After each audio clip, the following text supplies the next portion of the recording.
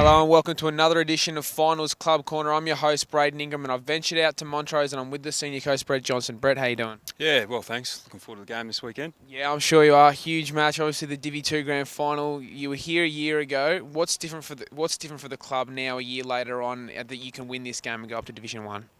Oh, look, I think we've improved as a club right across the board. The guys came back with a fantastic attitude into pre-season this year, which was very pleasing.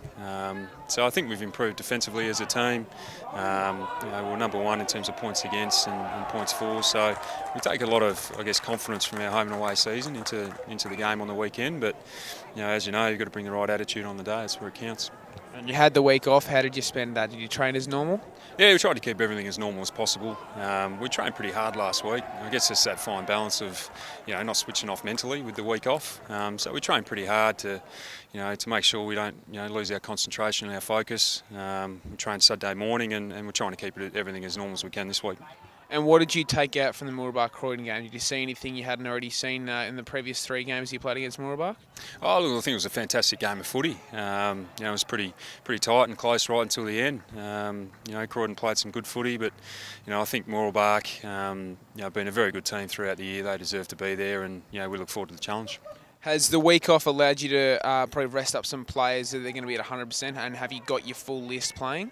Yeah, we're in a pretty fortunate position. We've pretty much got a clean bill of health. We lost a couple of guys who are on the fringe in the seniors in the middle of the year, but apart from those guys, everyone's available, which is pleasing.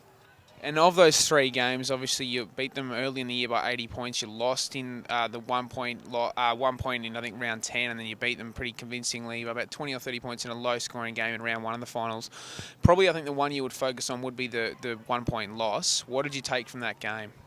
A few things. I think it just highlighted that, if you're 10% off, you leave yourself vulnerable. That was the same when we played North Ringwood in the last round. I think it's been a great achievement by our guys to lose 2 games up until this point, only by a point each. But it doesn't matter who you're playing. If you don't bring the right attitude, you do leave yourself vulnerable.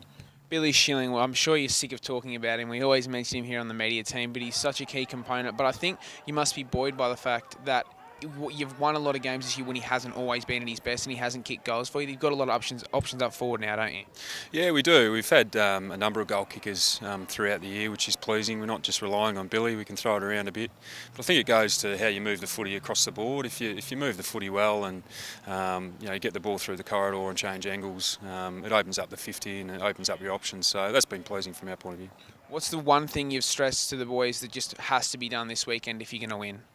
Oh, look, there's a number of things really. I mean, if anything, we just want the boys to give it their best shot. That's all we can ask, and I'm sure they'll do that. They're a good bunch of guys, and they're looking forward to the challenge. Considering you've been here and been amongst finals for the past 4 years, if you don't win this grand final, will the club see it as a failure? Oh, look, we haven't looked that far yet. We're focused on the game and not looking far past that first minute, really. So we haven't contemplated that. We're just putting everything we can into our preparation and then worrying about that when it all happens. Well, Brett, it's set to be a cracking Division 2 grand final. Can't wait for it. Good luck for it, mate. Thanks very much. Cheers.